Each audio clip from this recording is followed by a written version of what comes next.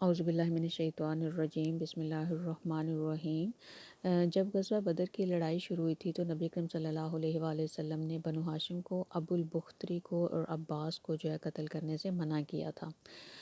اب جو ابو حذیفہ رضی اللہ جو تھے، ان کے والد اور ان کے چچا اور بھائی جو مبارزے میں مارے گئے تھے، یہ عتبہ بن ابن ربیعہ کا بیٹا جو ہے نا، یہ ابو حذیفہ جو تھے، ان کا والد تھا عتبہ بن ربیعہ، اور شیبہ ان کا چچا تھا، اور جو ولید تھا ان کا بھائی تھا، جو تینوں مبارزے میں مارے گئے تھے۔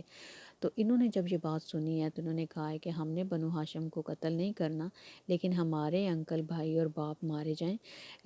پھر انہوں نے کہا تھا کہ میں جو ہے حضرت محمد صلی اللہ علیہ وسلم کے انکل جو عباس ہیں ان کو قتل کروں گا۔ اب یہ بات جب حضرت محمد صلی اللہ علیہ وآلہ وسلم کو پہنچی ہے تو آپ نے اس وقت، آپ جو ہے حضرت عمر کے پاس بیٹھے ہوئے تھے، اور آپ نے کہا ہے کہ یا ابا حفص، آپ نے اس وقت ان کی یہ کنیت استعمال کی ہے، اور آپ نے کہا ہے کہ یہ کیسے ممکن ہے کہ حضرت محمد صلی اللہ علیہ وآلہ وسلم کے انکل کے منہ کے اوپر تلوار لگے۔ اور جو حضرت عمر ہیں انہوں نے کہا ہے کہ یا رسول اللہ، حذیفہ نے نفاق کیا ہے، اور آپ مجھے حکم دیں تو میں جا کے اس کو ٹھیک کروں۔ تو حضور پاک صلی اللہ علیہ وآلہ وسلم نے ان کو منع کیا ہے کہ تم نے ایسا کچھ نہیں کرنا۔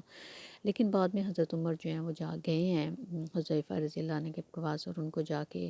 کہا ہے کہ عباس کو قتل کرنے سے منع کیا آپ نے۔ اور بعد میں جب یہ ٹائم گزر گیا ہے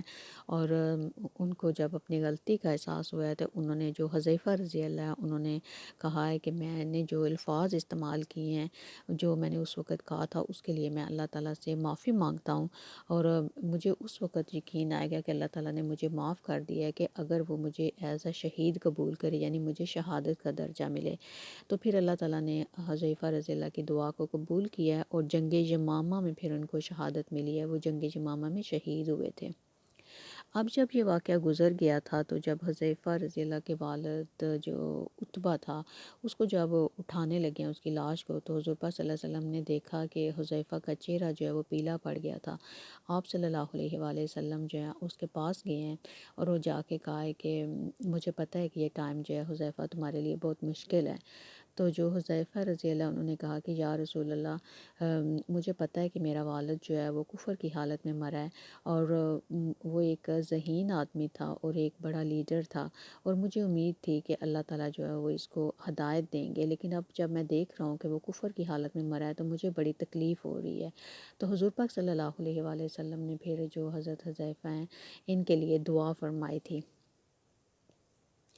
اس کے بعد حضور پاک صلی اللہ علیہ وآلہ وسلم نے ابو البختری جو ہیں اس کو قتل کرنے سے منع کیا تھا۔ ابو البختری جو ہے یہ وہی شخص تھا جب شعب بن ابی طالب میں محاصرہ کیا گیا تھا، تو اس وقت یہ کھانا پہنچاتا تھا آپ کو، اور جو انہوں نے معاہدہ کیا تھا کہ ان کو ہم نے ادھر ہی باندھ رکھنا ہے، تو اس معاہدے کو ختم کرانے میں ابو البختری جو ہے اس نے ایک اہم کردار ادا کیا تھا۔ تو حضور پاک صلی اللہ علیہ وآلہ وسلم نے اس کو قتل کرنے سے منع فرمایا تھا۔ اب جب جنگ ہو رہی تھی تو ایک جو انصاری تھے، انہوں نے ابو البختری کو دیکھا ہے، انصاری صحابی نے، اور انہوں نے کہا ہے اس کو کہ ہمیں منع کیا گیا ہے کہ ہم نے تمہیں قتل نہیں کرنا، تمہیں نقصان نہیں پہنچانا، اس لیے تم جو اپنے ہتھیار پھینک دو تو میں تمہیں واپس کیمپ میں لے جاؤں گا۔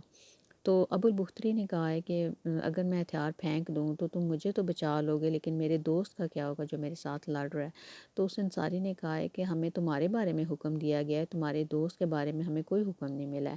تو اس پر ابو البختری نے کہا ہے کہ میں یہ نہیں چاہتا کہ اگر میں بچ جاؤں تو قریش کی عورتیں مجھے یہ طعنے دیتے رہیں کہ تم نے اپنے آپ کو تو بچا لیا لیکن اپنے دوستوں کو تم نے مرنے دی ہے۔ تو پھر اس نے جو ہے وہ صحابہ کے اوپر وار کیا، اور ظاہر صحابہ نے اپنے آپ کو بچانے کے لیے اس کو پھر اس پہ وار کیا، جس سے اس کا قتل ہو گیا۔ تو پھر آپ نے جا کے حضرت محمد صلی اللہ علیہ وآلہ وسلم کو یہ بات بتائی ہے، جس پر آپ جو ہے خاموش رہے تھے، پھر آپ نے اس پر کچھ بھی نہیں ان کو کہا تھا۔ اب جب کہ قریش جو تھے وہ واپس چلے گئے تھے، اور حضور پاک صلی اللہ علیہ وآلہ وسلم نے اسی جگہ کے اوپر 3 دن تک آپ نے قیام کیا تھا۔ آپ نے پھر جو مسلمان شہید ہوئے تھے ان کو دفنایا تھا، اور جو کفار تھے ان کو بھی جو ہے وہ ایک گڑھا کھود کے، تو چونکہ ان کی تعداد زیادہ تھی تو